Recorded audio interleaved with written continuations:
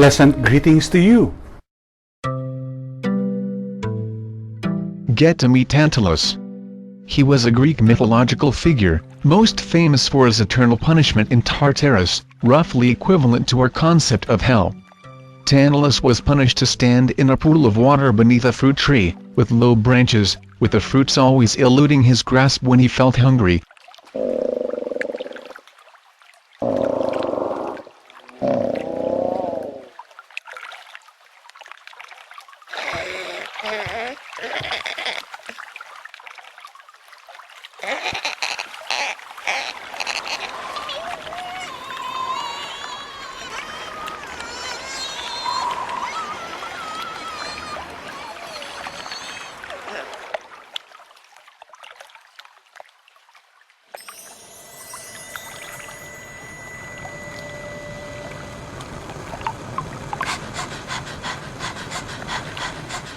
And the water always receding when he felt thirsty, before he could even take a drink.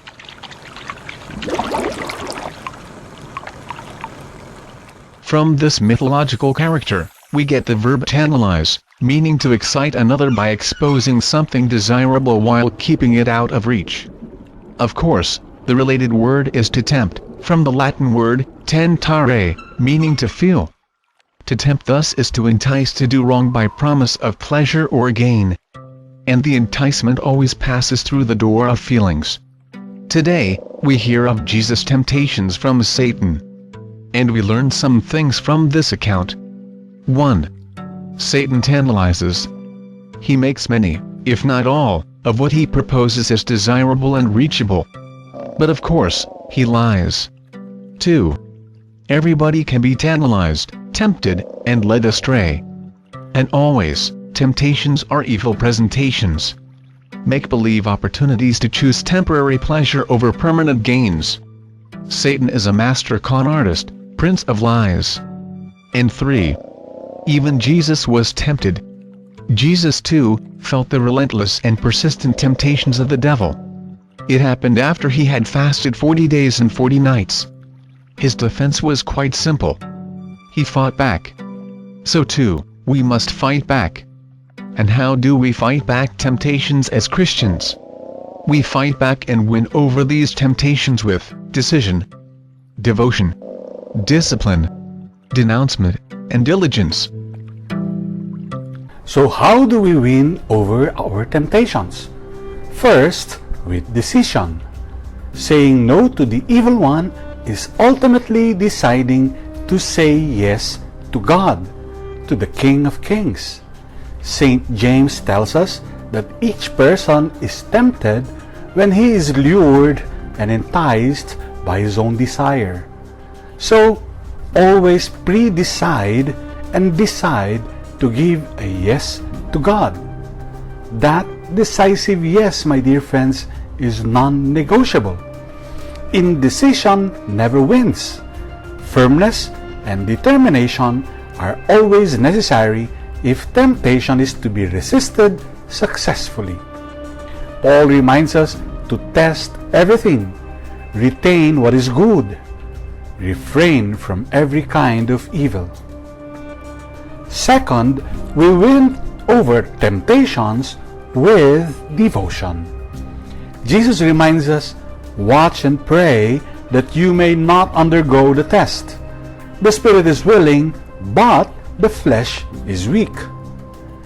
Be connected to God, our source of strength. It reminds us who and whose we really are. We are His.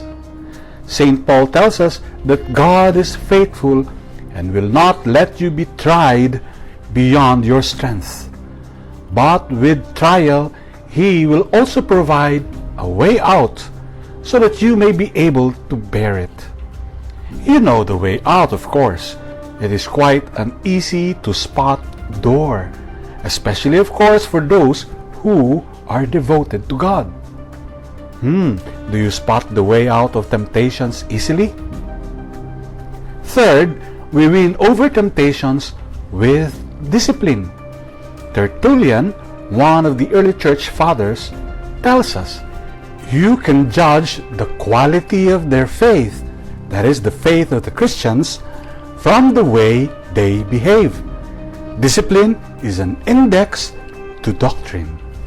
St. James again reminds us, "Blessed is the man who perseveres in temptation, for when he has been proved, he will receive the crown of life that he promised to those who love him."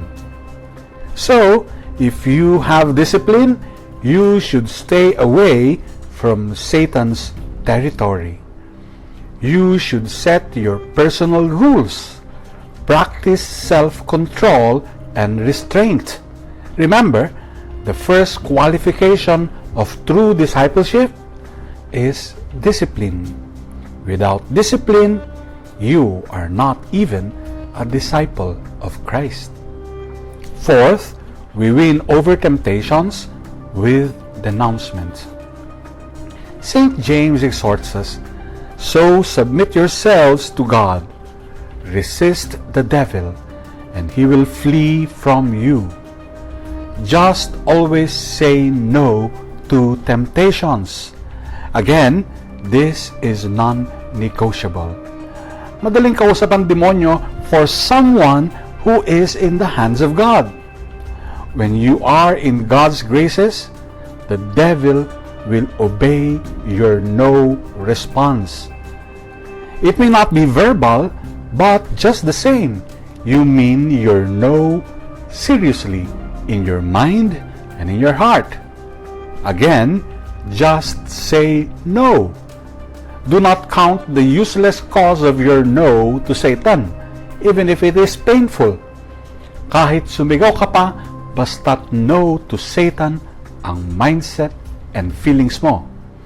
Again, avail of God's strength and mercy through Holy Communion and confession, or the sacrament of reconciliation. And fifth, we win over temptations with diligence. Remember this, unless we have within us that which is above us, we shall soon yield to that which is around and below us.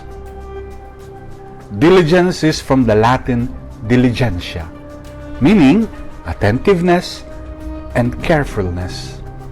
The Tagalog word diligencia is the ability to find ways and means of getting something one needs.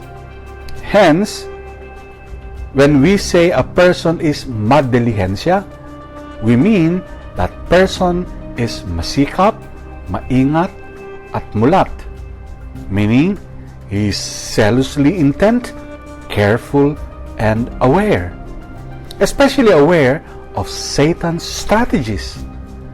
Hence, St. James exhorts us, "Do not be deceived." Ikaw, how do you handle temptations? You know, in every circumstance of our life, we are given the freedom to bite or not to bite. Life is not just about our freedom to choose, huh? It is about making responsible choices. Here are some questions for our reflection.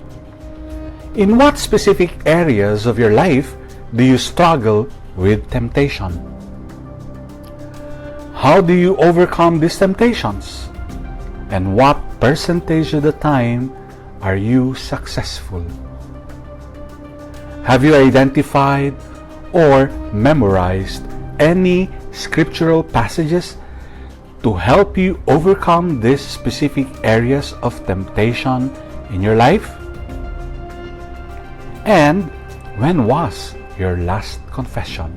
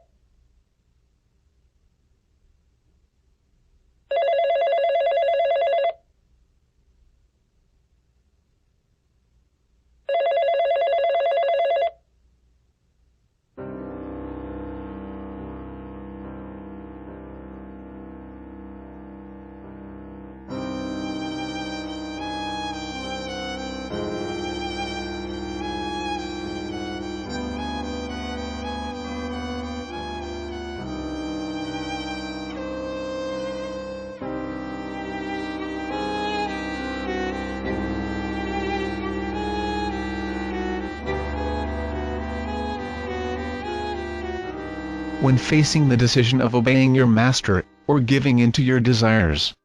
What will be your choice? It's a good thing you have more than what he's got. You have much more than just choices. You've got intelligence to decide, the heart for devotions, an informed discipline, the will to denounce temptations, and the diligence to be vigilant.